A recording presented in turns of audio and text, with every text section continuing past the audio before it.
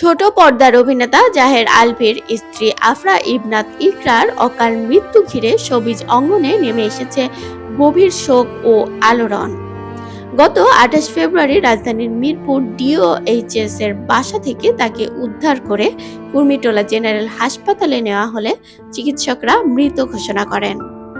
পরিবারের সদস্যদের দাবি, দীর্ঘদিন ধরে দাম্পত্য জীবনে অশান্তি চলছিল।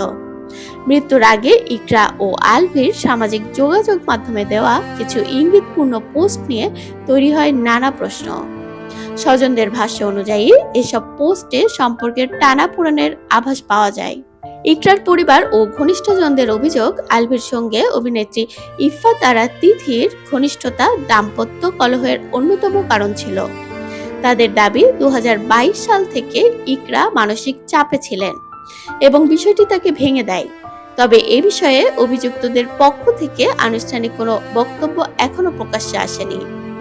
ইকরার বাবা কবির হায়াত খান ও মামা শেখ তানভীর আহমেদ বাদী হয়ে রাজধানীর পল্লবী থানায় মামলা দায়ের করেছেন। মামলায় জাহের আলভী, তার মা নাসরিন সুলতানা শিউলি এবং অভিনেত্রী তিথিকে আসামি করা হয়েছে। আইন শৃঙ্খলা বাহিনী তাদের গ্রেপ্তারের চেষ্টা অব্যাহত রেখেছে। এই মর্মান্তিক ঘটনাটি আবার মনে করিয়ে দেয় দাম্পত্য জীবনের দ্বন্দ্ব, মানসিক চাপ ও সামাজিক অপবাদ কতটা ভয়াবহ পরিণতি ডেকে আনতে পারে। সংশ্লিষ্টদের প্রতি সহমর্মিতা জানিয়ে অনেকে বলেছেন, সত্য উদ্ঘাটন ও ন্যায় বিচার নিশ্চিত হয় এখন সবচেয়ে জরুরি।